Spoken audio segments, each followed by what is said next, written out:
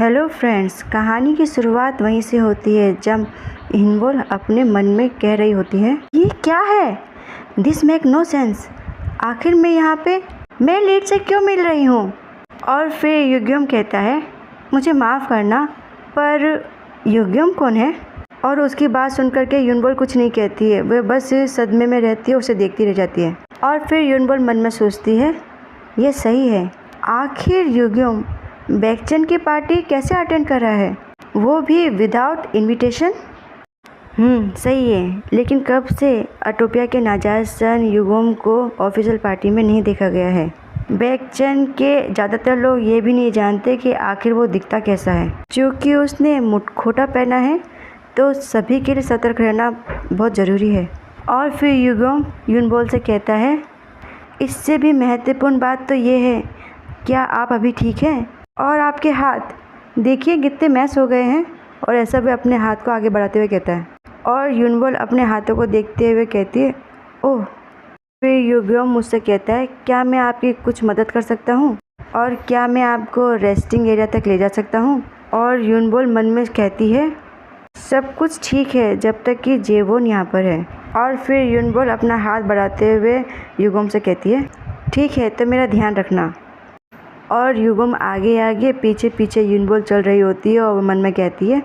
और इस बात से युग्यम बहुत खुश हो जाते हैं। वो उसे देखता रहता है और कहता है, ठीक है, चलो, ये सही रास्ता है, पर मुझे राहत मिलती अगर जीवन मेरे साथ होता तो। और फिर हमें दिखाया जाता है कि जीवन कहाँ अटका। वो रेड हेयर वाली लेडी उसे चिल्लाते हुए कहती है, तुम्हें क्या लगता है तुम मुझे इस तरह से शर्मिंदा करके जा सकती हो?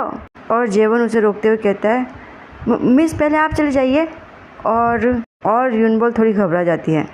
और फिर युनबोल मन में सोच रही होती है, मैं बस जल्दी से अपना हाथ धो के वापस चले जाऊंगी और फिर सब ठीक हो जाएगा।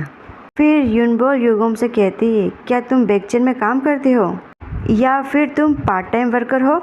और फिर युग्यम अपनी तिरछी निगाह करके युनबोल को देख के कहता है, वे लोग बैकचेन में किसी को भी ऐसे नहीं आने देते।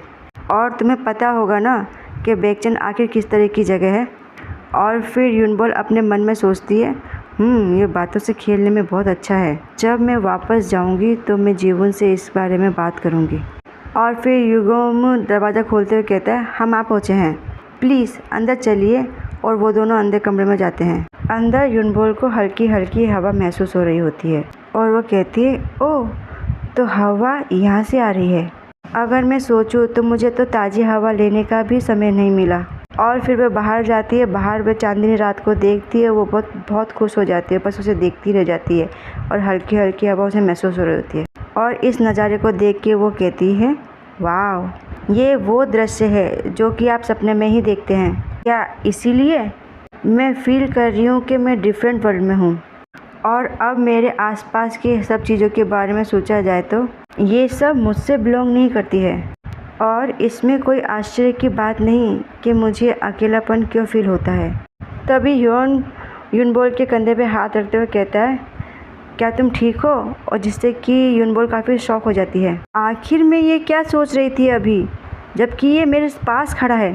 और युग्यम कहता है, ओह, मुझे माफ़ करना, आपको मैंने चौंका दिया। मैंने देखा कि आपको ठंड लग रही है। और उसे ऐसे देख के युनबोल मन में सोचती है, आखिर ये मेरे इतने क्लोज कब आया? और फिर युग्यम कहता है, और देखने से ऐसा लग रहा था जैसे कि आप बहुत अकेले हो। और युनबोल उसे कहती है, ऐसी कोई बात नहीं है, और भला मैं ऐसे दिन में अकेला कैसे फील कर सकती हूँ? और फिर युग्यम कहता है, मुझे लगता है कि आप और आपके भाई बहुत ही ज़्यादा क्लोज हैं। और फिर युनबोल कहती है, क्योंकि हम एक परिवार है। और फिर युग्यम कहता है, ओह, आई सी, युनबोल को घूरते हुए, और मुझे ऐसा लग रहा है जैसे कि आप मुसीबत में हो और झूठ बोल रही हूँ मिस। और मैं ये भी बता सकता हूँ कि वो सच बोल रहे हैं या नहीं। और मैं बता दूँ, मैं इसमें बहुत अच्छा हूँ। एकदम सही कहा ना? झूठ। और उसकी ये सब बातें सुनकर के युनबोल काफ़ी शौक हो जाती है और वह मन में सोचती है। युग्यम कहता है, बॉस, जब मैं किसी की आंखों में देखता हूँ तो मैं ये बता सकता हूँ कि वह सही कह रहा है या गलत। मैं किस में बेस्ट हूँ? प्रीशियसली लाई। और युनबोल कहती है, ये तो वही लाइन है जो कि मैंने नॉवल में पढ़ी है। और फर्स्ट स्नो, आखिर वो सब चीज़ें यहाँ क्यों हो रही है जो कि बैक हुआंग और युगोम की पहली मीटिंग में होनी चाहिए थी। अब मुझे लग रहा है मैं मुसीबत में हूँ और अब मुझे क्या करना चाहिए। ऐसा कहते हुए युगोम के पास जाती है और युगोम कह रहा होता है, पर आखिर बैकचैन की प्रिंसेस अनकवर क्यों है। और यूनबोल मन में कहती है, मुझे जल्दी से कुछ सोचना चाहिए, सोचो सोचो। और युगोम कहता है, मेरी आइडेंटिटी के बारे में बैक हुआन पता भी नहीं कर पाएगा। और तभी यूनबोल उसके मुंह पे हाथ रख देती है और कहती है, रुको। और मन में कहती है, मैंने उसका मुंह बंद कर दिया है, पर अब मैं क्या करूं। और युगोम बड़े ही रोमांटिक अंदाज में कहता है, क्या तुम मेरा मास्क हटाना चाहती हो। और युगोम कहता है, अगर तुम्हारी ऐसी इच्छा है तो मैं ऐसा भी कर देता हूँ। ऐसा कहते हुए वह अपना मास्क निकाल देता है। और ब्योल मन में कहती है, आखिर तुम ये क्या बकवास कर रहे हो, मास्क क्यों निकाल रहे हो। और युगोम ब्योल का हाथ पकड़े हुए उसे कहता है, तो प्रिंसेस तुम्हें कैसे पता चला कि मैं युगोम हूँ। और उसके करीब जाके कहता है, क्या तुमने मेरे साइड में रेड छोड़ रखा है। और उसकी बातें सुन के ब्योल काफ़ी डर जाती है। मन में कहती है, डैम इट, अब मुझे क्या करना चाहिए। क्या मेरे लिए अब सब कुछ ख़त्म हो गया है।